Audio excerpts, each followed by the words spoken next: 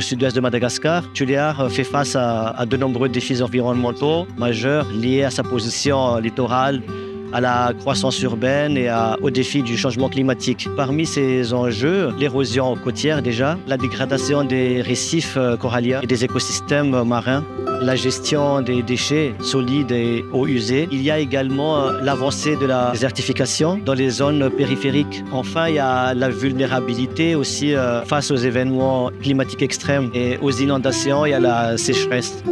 7 maires de villes côtières de Madagascar, accompagnés de 2 représentants du ministère de la décentralisation et de l'aménagement du territoire, se sont rendus à La Réunion du 1er au 7 juin 2025. L'objectif ? Découvrir comment les acteurs réunionnais planifient et adaptent leur territoire face aux pressions sur le littoral. Une rencontre rendue possible grâce au programme d'échange d'expériences du projet RECOS, reliant les territoires insulaires du sud-ouest de l'océan Indien autour de solutions concrètes pour la résilience côtière et marine. Sur le terrain, ces échanges renforcent les compétences des acteurs et ouvrent la voie à une coopération régionale durable. La direction de l'environnement, de l'aménagement et du logement à La Réunion a été impliquée dès le début et a co-construit cette opération avec le projet RECOS de la Commission de l'océan Indien, mobilisant ainsi une dizaine d'experts dans le cadre d'un partage d'expériences. Un projet comme celui-ci permet de rapprocher les différents acteurs au sein des îles. Lorsqu'on vient ici, on partage aussi notre vécu. Ce sont ces échanges, je pense, qui sont très enrichissants, ce que nous vivons dans cette grande communauté que nous appelons la communauté de l'océan Indien. Le programme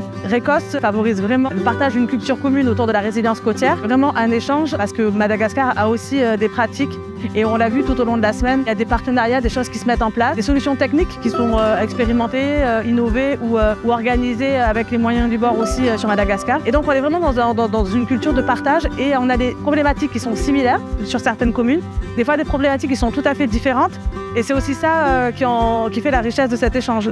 Au cœur de cette opération se trouve la gestion intégrée du littoral entre terre et mer. Les échanges ont porté sur des enjeux concrets comme l'érosion des sols ou encore l'étude et la gestion du recul du trait de côte. Sur le terrain, les participants ont pu constater les défis et étudier les solutions déployées par les acteurs. Végétalisation des plages, délocalisation du marché forain ou encore mise en place d'un observatoire du littoral. Il était important de leur montrer des territoires ou des problématiques de gestion qui leur parlent parce que Madagascar est un hotspot de biodiversité comme la Réunion. Alors inspirer des démarches similaires à Madagascar, il faut le faire avec beaucoup d'humilité. Déjà le contexte réglementaire n'est pas le même.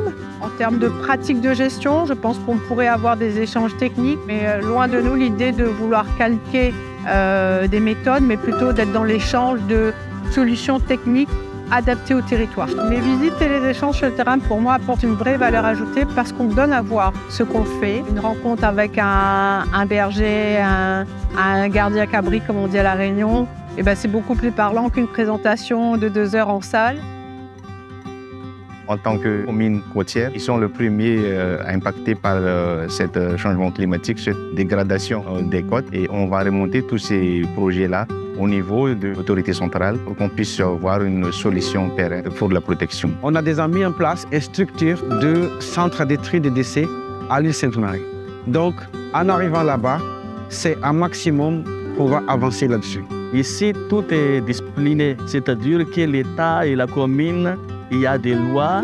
Donc la bonne pratique, c'est de faire avec les autorités locales, les districts, la région, les préfectures. Arrivé à ma commune, à Nosibé, je vais essayer de commencer à sensibiliser par rapport aux enjeux de changement climatique et les enjeux qui sont humains, parce que c'est aussi l'homme qui fait que ça fait dégrader l'environnement côtier. Concernant notre séjour ici, on a vraiment appris beaucoup de choses. Il y a des textes réglementaires qui sont vraiment appliqués et c'est cette application des textes qui est vraiment remarquable et qui sont suivis aussi par les citoyens. Par rapport au voyage qu'on a fait, on peut déjà savoir ce qu'on va faire à l'avenir. On peut avoir une projection sur l'avenir de la protection du littoral. Le projet m'a beaucoup apporté et je tiens à remercier la COI à travers le projet RECOS.